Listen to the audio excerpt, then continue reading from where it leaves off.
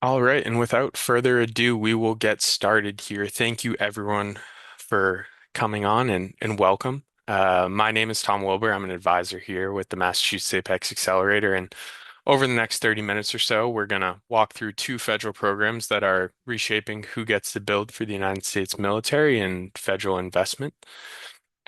That is IBAS and DPA Title III. Those acronyms mean nothing to you yet. That's completely fine. By the end of the session, you'll know what each program is, how they're different, how they work together, and most importantly, how a Massachusetts manufacturer can find a way in. We'll look at real investments that have already landed here in the Commonwealth, and I'll point you to exact tools and steps to act on what you've learned today. A quick housekeeping note again, please drop your questions into the Q&A as they come up. I will answer this at the end. This session is being recorded and will be provided afterwards via YouTube. So let's get into it. And one more thought on the content. A lot of manufacturers hear defense contracting and picture a world that is closed to them, enormous primes, impenetrable paperwork, and a club that they might not have been invited to. What I want you to take from this today with these two programs that they were built for the opposite reason. They exist because the government looked at its own supply base and wanted to, get more from their suppliers and add to their supplier base, not reduce it. So let's get into it. All right, we're starting here in the industrial base. And before we talk about the programs, we'll just talk about the thing they exist to protect the Defense Industrial Base, or the DIB, as you've probably heard. This is an entire network of companies that design, build, and sustain equipment for our military. It is the primes that you have heard of, but it's also thousands of suppliers and manufacturers several layers down, many of them small businesses. Over the last few decades, the base has gotten thinner. Consolidation, offshoring, lean supply chains have left real gaps. Single source parts with no backup, dependencies on foreign suppliers for critical inputs, and shrinking capacity in exactly the sectors that matter most. Congress created and dedicated funding so the Department of War could do something about it. Analyze the base, sustain the fragile pieces that are at risk of disappearing, and invest directly in domestic production. This is the opportunity, which is really why you're here. These programs are designed to pull in private capital and reach small firms. When the government moves to fill a gap, it needs suppliers that actually do the work. Ready manufacturers become those suppliers. Two programs, one mission. How does the department act on that? Primarily through these two programs here. Think of them as two levers pulling towards the same goal, a defense industrial base that can produce what the country needs when it needs it without leaning too heavily on foreign suppliers. Versus IBAS, the industrial base analysis and sustainment. This is a long game program. It keeps the base modern, resilient, and competitive by monitoring supply chains, closing gaps, and building the industrial workforce.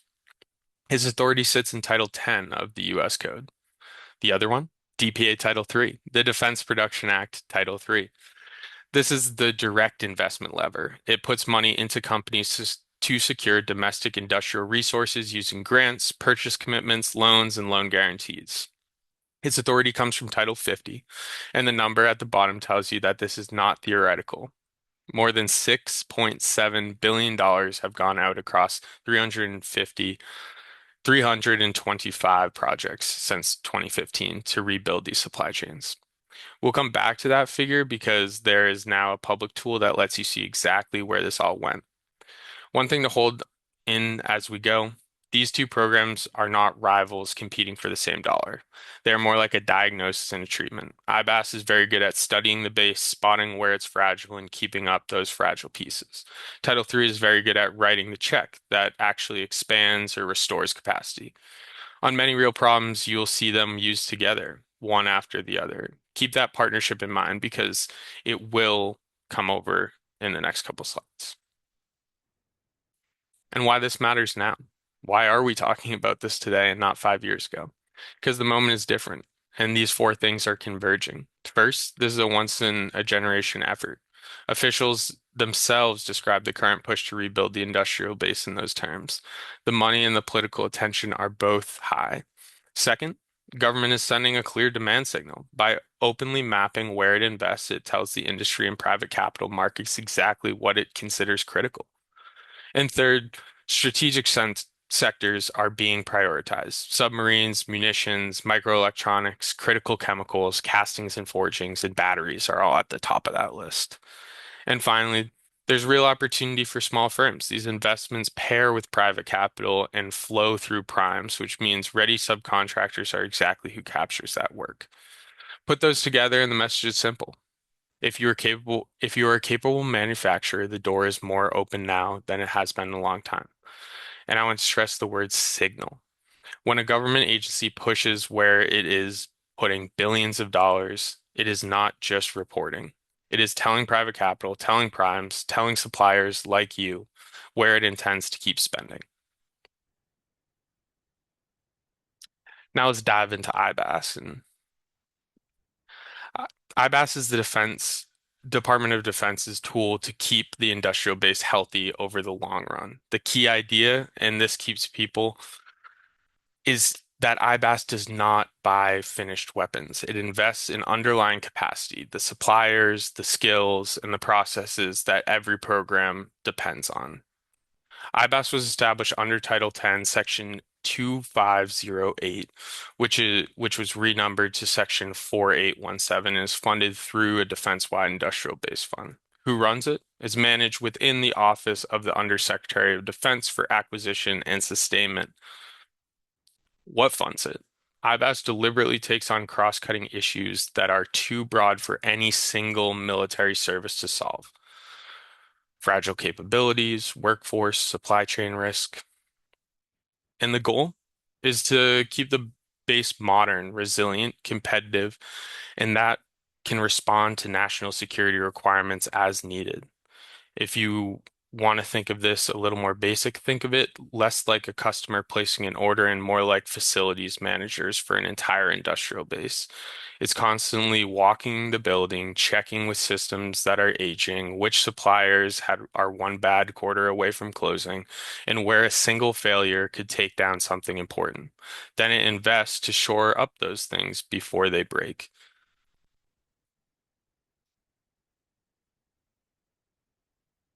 The statute that governs IBAS gives it four clear objectives, and every IBAS project ties to at least one of them. These are worth knowing because they are effectively the categories the program is always trying to fund. One, monitor and assess. Continuously evaluate the current state and health of the industrial base. Two, address critical issues. Respond to urgent operational needs that affect industrial capacity. Three, expand the base. Support efforts that broaden and strengthen the supplier pool. And four, fix supply chain gaps, identify and mitigate vulnerabilities and single points of failures. If you can frame what your company does in terms of one of those four, you're starting to speak that program's language. And here's the six specific IBAS priority areas that have been listed in Executive 14017. Each of these that are named within this executive order as the center of gravity for American economic and national security. So, submarine and shipbuilding workforce, kinetic weapons, meaning that munitions and energetic materials, microelectronics, critical chemicals, casting and forgings, and energy storage and batteries. Take a second and try to find yourself on this slide. You may not build submarines, but if you do precision machining, chemical processing, electronics, metal parts, or power systems, you could feed directly into one of these six. That is the connection that you want to look for. And notice something about the very first one, submarine and shipbuilding workforce. It is not material or components at all. It's people's and skills. That tells you how broadly the program thinks. If your company trains machinists, welders, or technicians, or if you've solved a hard workforce problem, that is squarely inside the IBAS priorities. Now to get into the second lever, DPA Title III. The Defense Production Act dates all the way back to 1950, and it gives the president broad authority to keep American industry ready for national defense. Title III is the financing piece of that law. It lets the government invest directly to create, expand, or restore domestic production capacity. Title III lives within, again, Title 50 of that U.S. Code, Section 1431 through 4534, under the heading Expansion on Productive and Capacity and Supply. On reach, it's partners with both the US and Canadian companies, address capacity directly that is lagging or does not exist domestically. On the tools itself, it can use grants, direct purchases, purchase commitments, loans, loan guarantees, and cost sharing. The outcome is less reliance on foreign supply chains and a greater integrity in what actually reaches the warfighter. How Title III delivers help. Let's look into those a little more. There are instruments for building lasting capacity, not just buying a product. Grants and cost sharing, direct funding, or government shares the cost of standing up new production capacity. Purchase commitments, a guarantee buyer that reduces demand risk so that a firm, and just as importantly, its lenders, will actually invest in new production line. Direct purchases, the government simply buys the industrial resource or critical item outright for its own use or resale. And then loans and guarantees, capital or federal backstops that makes private lending cheaper for capital intensive manufacturing. The key insight is that on purchase commitment point, the purchase commitment is a demand signal that changes whether your project can be financed. It's not a prize for the best idea. A struggling supplier does not need a grant to write a report. It needs someone to promise to buy the output so a bank will fund the line. That's what Title III can do. To put it into a simple scenario, imagine if you make a specialized component and you are confident that you could produce 10 times your current volume, but you're standing up that new line that would cost you several million dollars. Your bank looks at that and asks the obvious question, who's going to buy all of it? If the answer is, I hope the market shows up, you're probably not getting the loan. But if the Department of War issues a purchase commitment effectively saying build the line and we'll buy the output, your bank's risk calculation completely changes. Now to get into Title III focus areas. Sustaining critical production, keeping essential but fragile capabilities alive when they're at risk of being lost, even though they're still needed. Scaling emerging technologies, moving a promising technology from prototype towards full rate, reliable production. And commercializing research and development, turning defense research dollars into products that can actually be manufactured and fielded. If you find yourself thinking, my technology works, I just can't get over the hump of production volume. This is the problem that Title III is here and created to solve. And IBAS versus DPA Title III, and more just looking at them side by side. Again, IBAS's authority is under Title X. Its purpose is to analyze, sustain, and strengthen the base over time using assessments, capability development, and workforce efforts. You typically access it through a cornerstone consortium, which I'll come back to. And DPA Title III, again, authority is under Title 50, which is managed by the Title III office. And its purpose is to close actual or projected supply shortfalls, as we discussed, and using those financial tools we covered as grants, purchases, commitments, and loans guarantees. You can access that funding through either announcements or agreements. One thing to remember, these two are complements, not competitors. They are often used in tandem for the same problem, and both are paired with private sector investment. All right, the Investment Intelligence Center. In June of this year, the Office of the Assistant Secretary for Industrial Based Policy launched a public dashboard called the Investment Intelligence Center. And it can be a generally useful tool for anyone in this room. It maps the DPA and IBAS investments so you can see them. The headline numbers, more than $6.7 billion have been mapped since 2015 across 325 individual investments and more than 300 distinct places of performance nationwide, spanning that 11-year history. And why does that all matter to you? You can explore it in three ways. There's an interactive map, there's a Metco chart that breaks down spending by sector, and a keyword portfolio search. You can filter by technology sector, by year, location, and funding mechanism. In other words, you can go exactly to where the government has funded in your sector and read that as a demand signal for what is likely to fund next. The address is businessdefense.gov/investments.html. It's listed there at the bottom of the screen. If I can give you one kind of direction at this point in the presentation, it'll be to go and search your sector, search your region, search for a capability that you're good at, and see what comes back, see what the dollar figures of awards are. It'll give you a good idea of what they've invested in the past. So we've been speaking in a little bit of hypotheticals, but now we'll speak to something close to home. Massachusetts is on the map for not only IBAS, but also DPA. I picked two IBAS ones to show you and one DPA. These were all conducted over the last 5 years. So let's dive into Copen, Eagle, Pitch, and ACMI's awards here. So first is Copen in Westboro. It was $15.4 million IBAS investment as of September of 2025 in the microelectronics sector, which is one of the sectors we pointed out previously.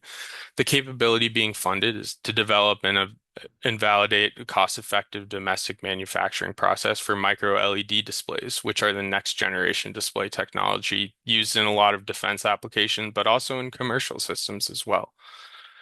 They're increasingly critical to advanced defense systems, and building them here at home reduces that reliance on foreign suppliers. It maps directly to the IBAS microelectronics priority, and this is what IBAS is doing.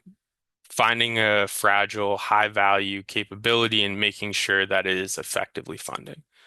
The government is not buying a warehouse full of displays, it is funding the development and validation of a manufacturing process. That's for capacity, not just the product. If your company has ever thought, we could make this domestically if someone helped us prove and build out that process, this is a similar template to what you may think of.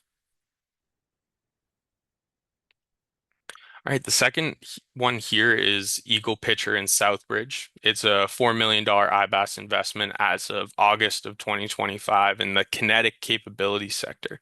Again, one of the ones that we outlined before. It's not super glamorous, it's right to the point. The project installs electrical generators and boilers at the Southbridge facility as a temporary solution while the company pursues a longer-term path to energy independence throughout the city's grid network. Again, why does it matter? Uninterrupted power is essential to sustaining production of kinetic capabilities. Hardening that facility's energy supply protects that fragile environment and high priority industry from any disruption. Again, this is in the ideas of capacity, not just product.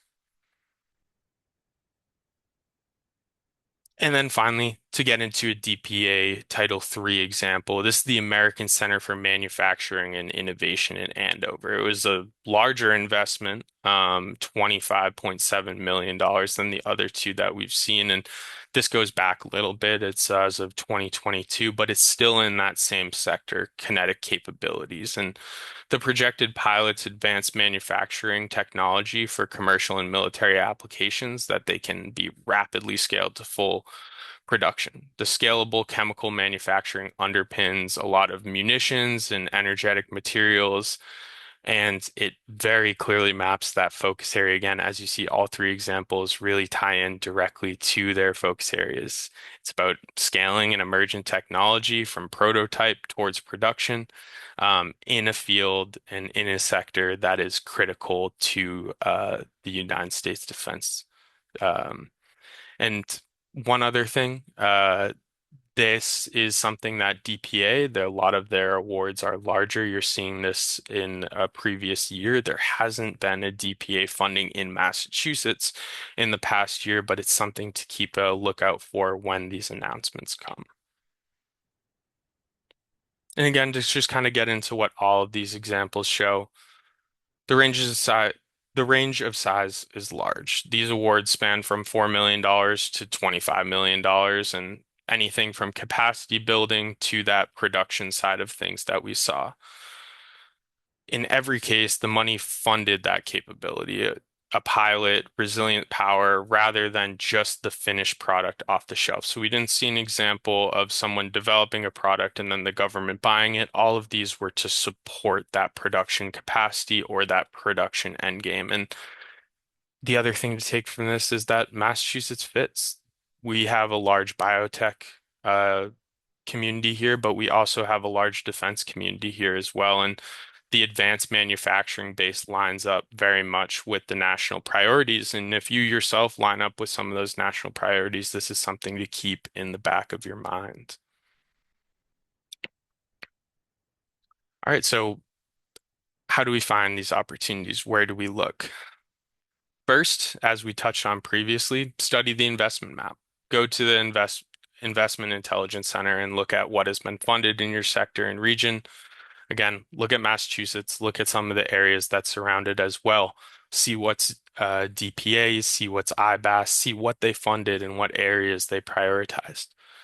Another option is joining the Cornerstone Consortium. Most IBAS work flows through the Cornerstone OTA agreements, which is other transaction agreements. Membership plus an active SAM registration lets you respond to white paper calls when they're posted for these opportunities.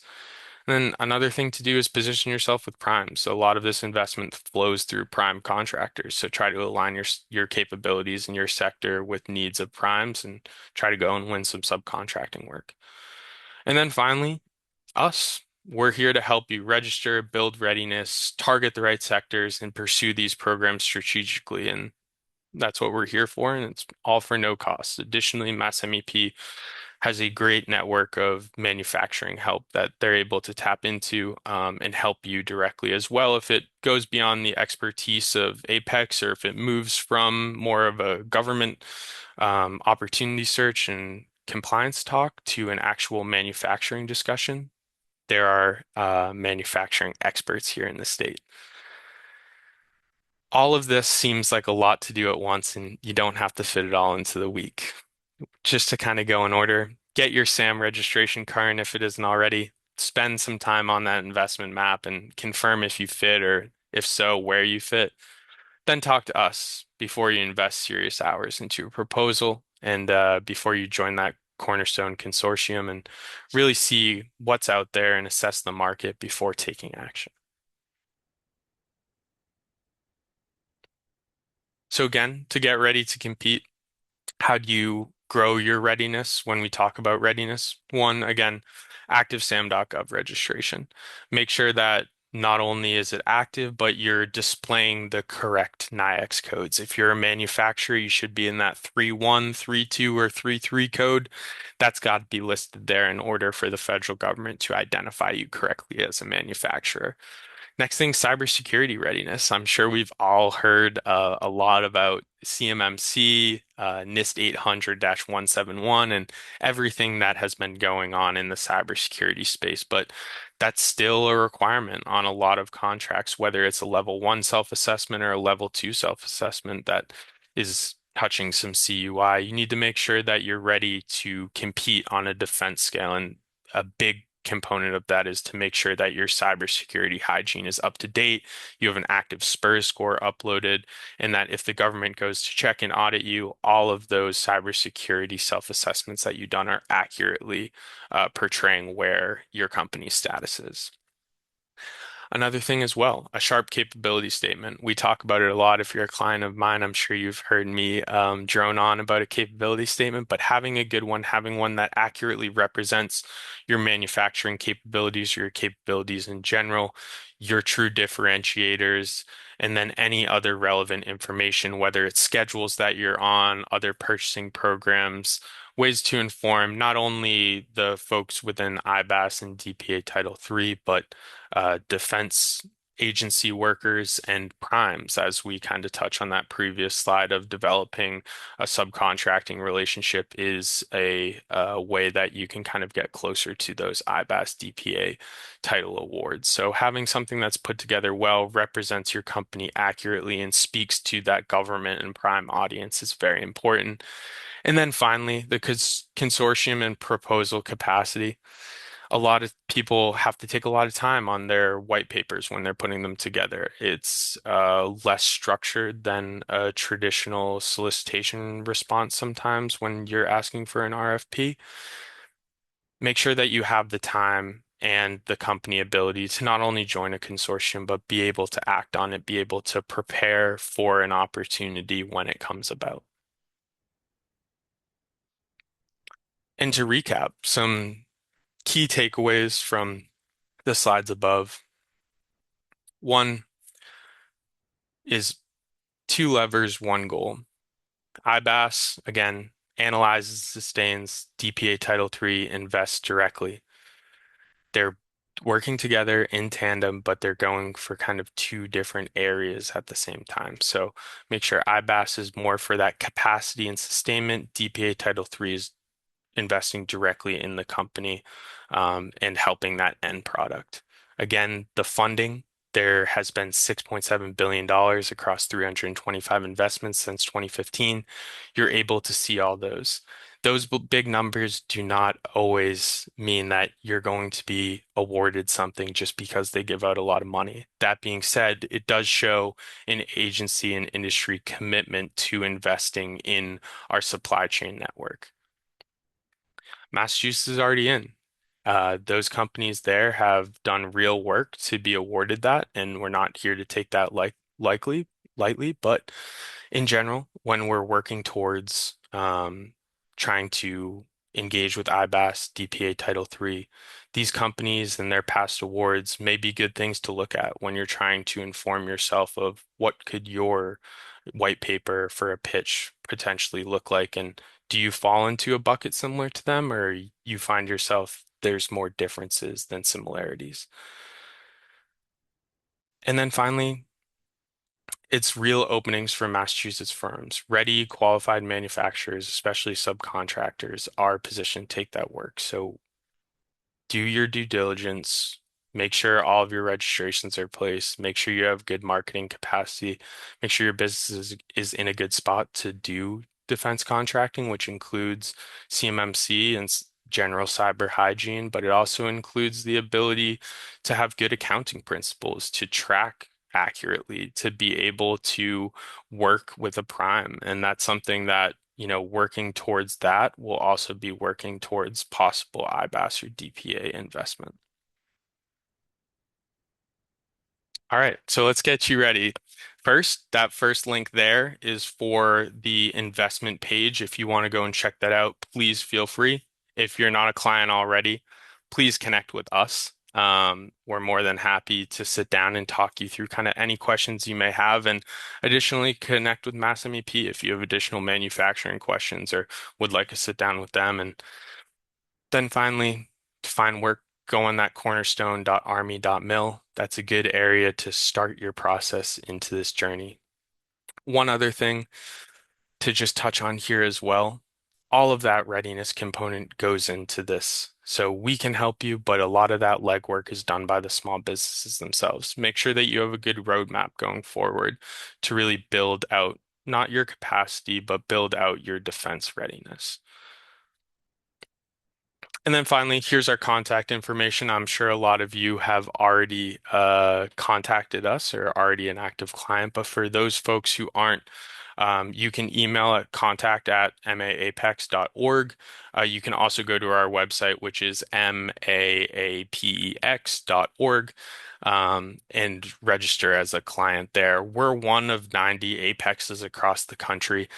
So if your business is registered in a different state and you're on this webinar, if you're interested in a specific opportunity that's in another state, we use that network effectively. And just like MassMEP, we have a lot of other connecting resources that we can connect you with, whether that's the SBA, the Federal Labs Consortium. So please, if you are a client, reach out. If you aren't a client, sign up and we'll make sure to get in contact with you. All right, let's see.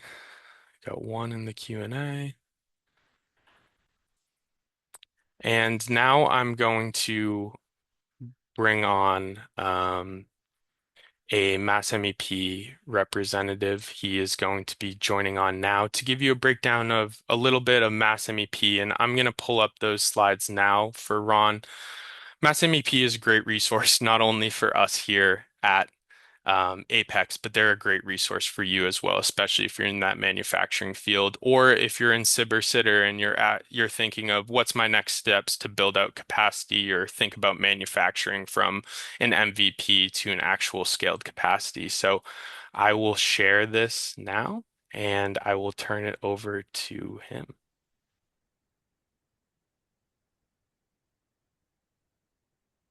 Hi, Ron. Welcome on. Hey, Tom, thank you. And I have our slides pulled up here. We are all All good right, to great. go. All right. Good afternoon. I'm Ron Giard. I'm one of the business development advisors at MassMEP, one of the partners with Tom's group, the Apex Group. If you're not familiar with the MEP centers, the MEP stands for Manufacturing Extension Partnership. And we are the Massachusetts version of the MEP centers. Similar to what Tom had said, similar to Apex, there's many MEP centers across the United States. So we are part of a bigger network.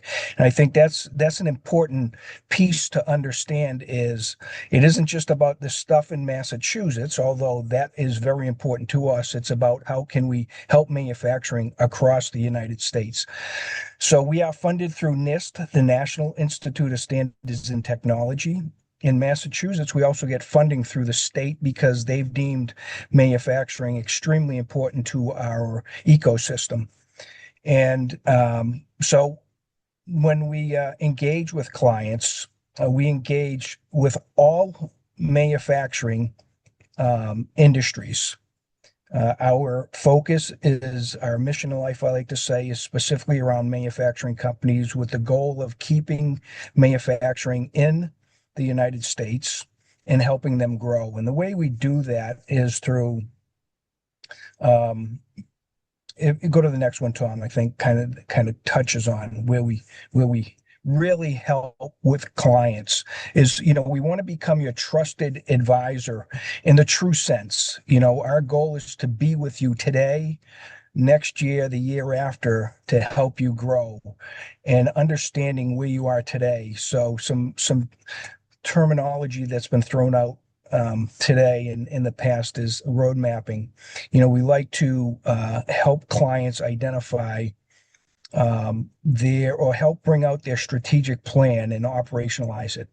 And the way we do that is through training and implementation. So what's key to me is the implementation phase of how we support clients is working with you on the floor, in the office, in the warehouse, wherever it is to help improve your overall process. And the way we do that is through lean processes, supply chain, recruiting, and onboarding. So there's different elements of how we support our clients from that standpoint. What we do very well internally with our resources, we have about 35 employees within our organization, is really around continuous improvement.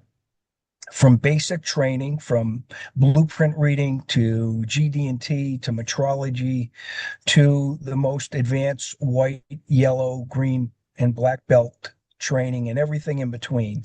So we offer many, many different programs. And the areas that we don't necessarily shine on, we actually go out and get third-party providers.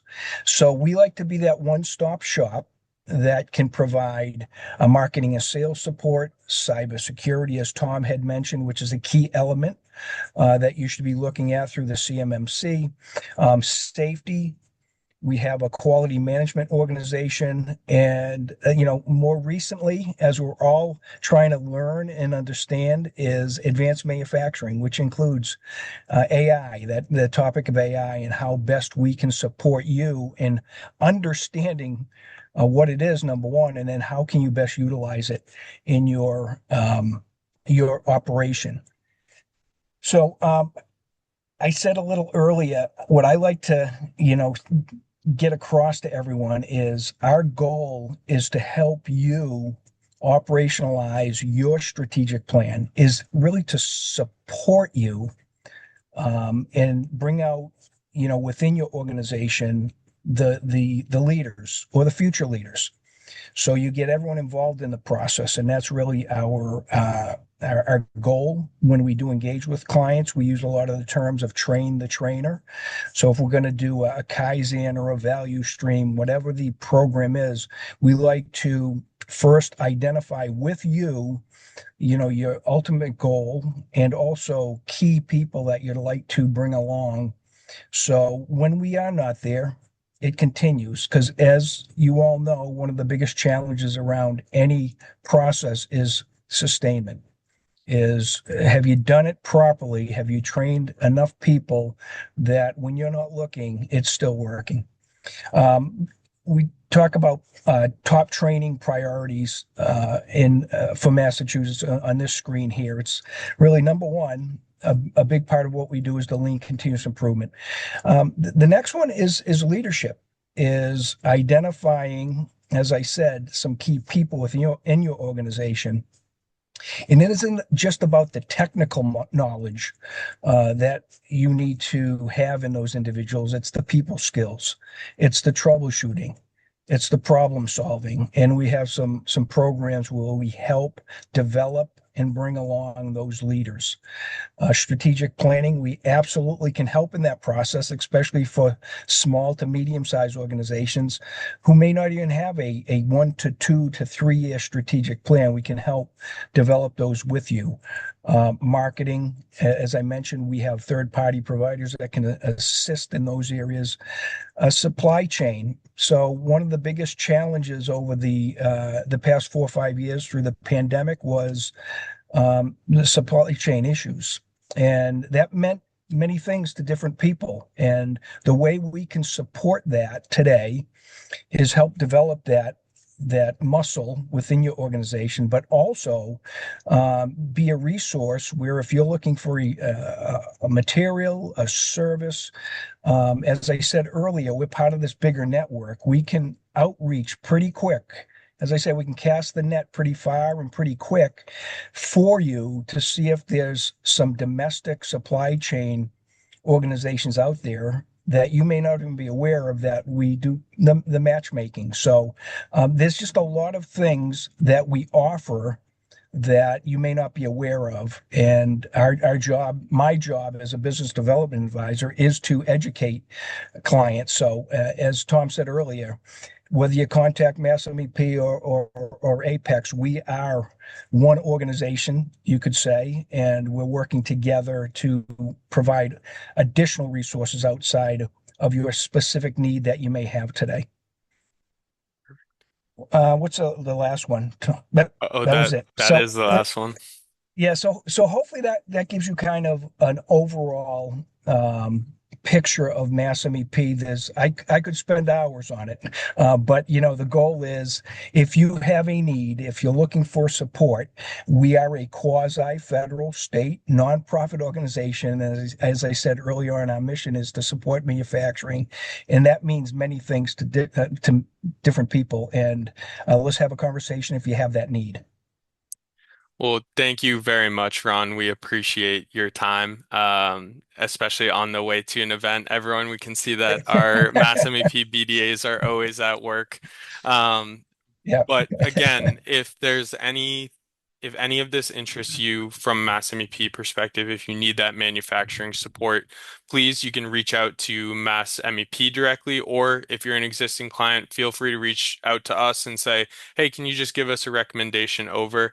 We can't guarantee that you'll get Ron as your BDA, but we have a great team over there of folks who are here to help you. They have been doing this for far longer than even here us at Mass Apex have been doing our assistance. And again, we thank you for your time, Ron. Do you have kind of any last words or anything before you depart? Oh, it's interesting you bring up, and I didn't touch on this, is uh, the individuals working at MassMEP. Most of us have worked in manufacturing for many, many years.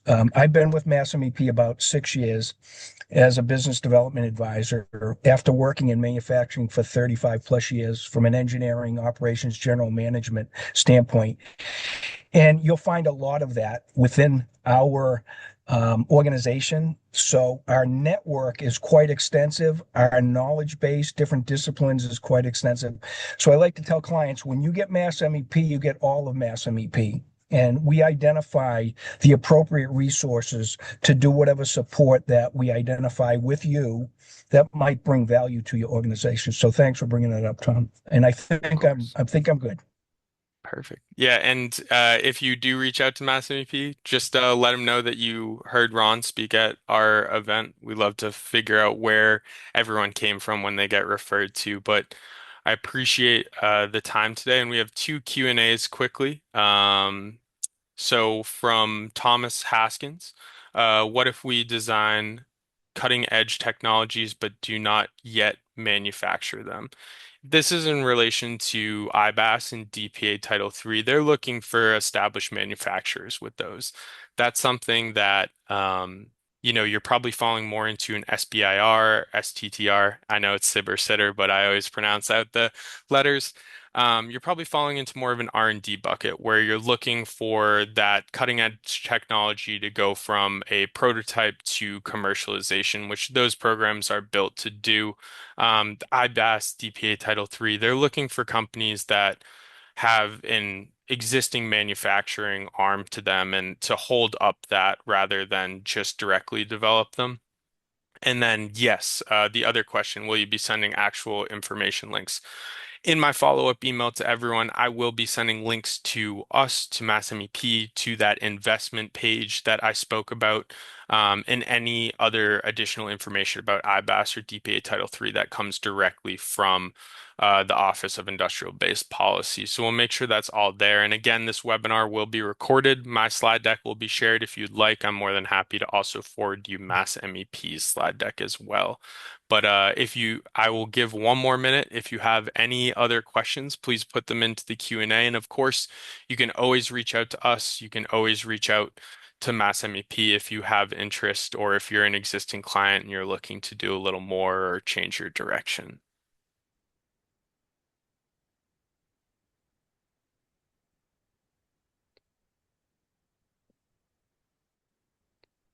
All right. I do not see any more questions in the chat, so that will wrap this up. I appreciate everyone taking the time. Ron, I appreciate you taking the time to speak during this. I hope it was an Thank you. informational session, and I hope that you start to take some action on some of these things if they are applicable to you.